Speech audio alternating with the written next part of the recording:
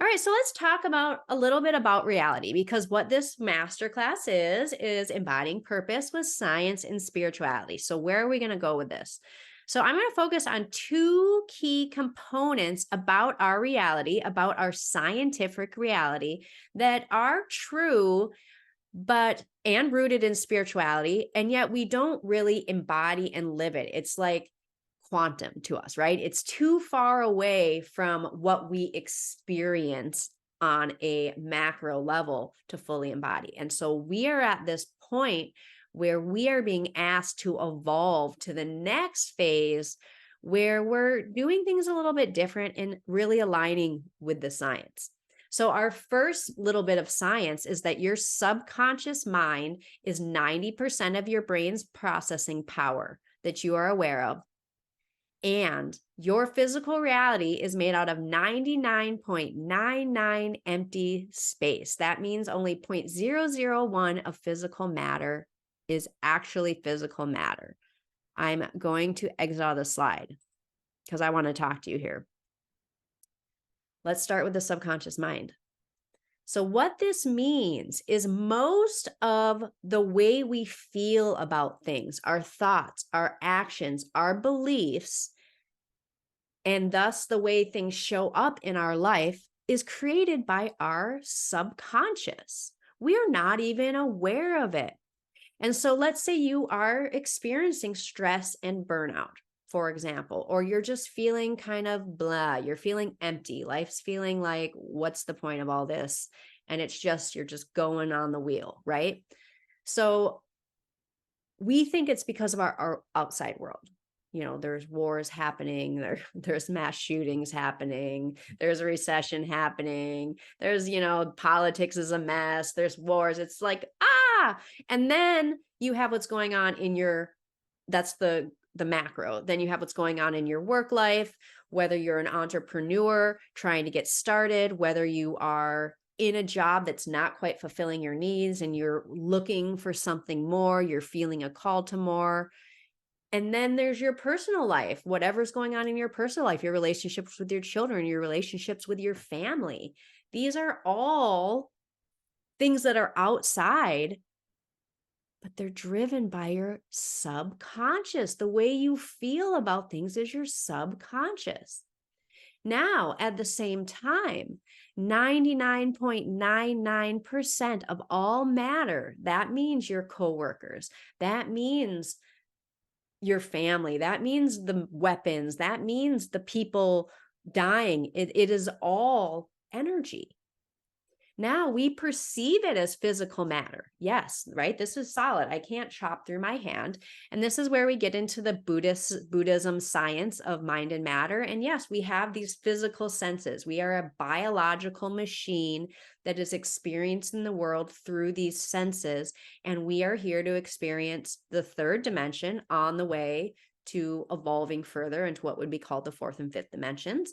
And as we do, our sense of space and abilities will expand, but at this time, everything appears to be pretty solid. But just like we know when we watch a movie, sometimes those movies seem so real, we know they're not. And so we need to accept that the way we are perceiving the world is not aligned with reality. It is not aligned with science. That's a mind trip. Can I get a yes? Can I get a hand wave? If you're feeling the mind trip in this, that, oh my gosh, yes, I spend most of my life focused on the outside world, completely forgetting that it's actually my inside world. And so when we're talking about thoughts and actions, thoughts are energy. So if our thoughts are chaotic, stressed, anxious, that means our energy is chaotic, stressed, anxious. We could say out of alignment, right? If we are in alignment, we probably aren't going to be feeling all of these feelings of stress, burnout, alignment, or even yearning, right? When we're in alignment, we don't, I'm kind of going to go in both directions here, because after we finish the stress, or in between, I should say, in between the stress and the burnout is the yearning, the desire for this other thing, right? And our whole purpose, which we're really going to start to understand, is to come to the moment, to the center moment, and become our purpose. So subconscious mind and 99% energy. Let's go back into these slides and dig a little deeper with some imagery. So here we go.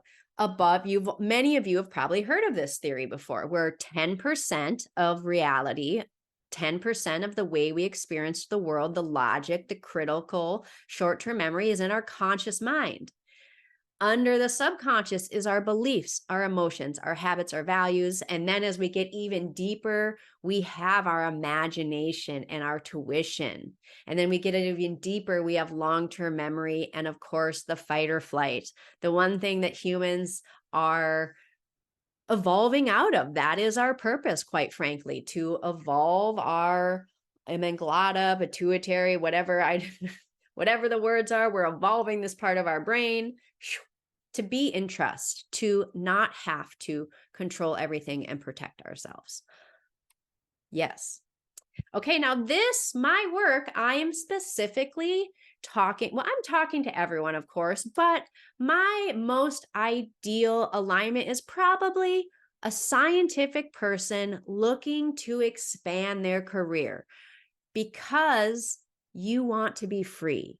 You want to be sovereign. And so it all comes when you talk about purpose, profession, these are aligned. These are two things, two sides of the same coin. So these are some of the facts. And so I want you guys to take some time and really ask yourself how you're feeling about your work situation. Maybe take a piece of paper. If you are watching in a chat, write down what you are feeling. Workplace stress remains a concern for 77% of workers, and 57% indicated negative impacts because of work-related stress. So I listed these 1 through 7. I'd like you to ask yourself if you have experienced these in the past, let's say week or month. Have you experienced emotional exhaustion because of your work? Have you didn't feel motivated to do your best? Have you felt a desire to keep to yourself? Have you felt like quitting? Have you had lower productivity than you know you are capable of? Have you experienced irritability or anger with your coworkers or customers? And lastly, have you had feelings of being ineffective?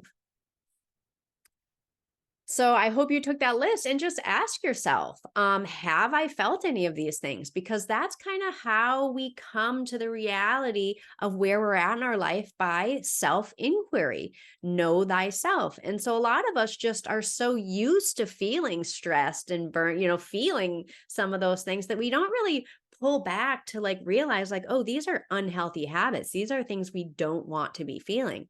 So if you looked at that list and you had 1, 2, of course, if you had 3 or more things pop up as, yes, I felt that, there's expansion in your life, and that's beautiful. That only means there's more alignment to be had. And so congratulations for being here and starting that journey into alignment. Cool. All right, let's pop back in to our journey together. Share. Boom. All right. So I wanted to do that and then pop back into this to kind of really push in. Oh, are we sharing? I want to do this. Play. There we go.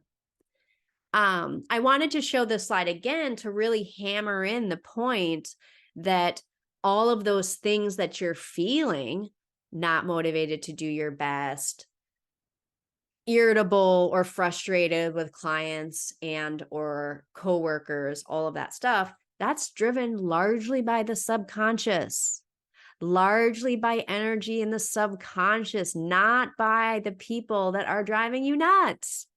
Crazy, huh?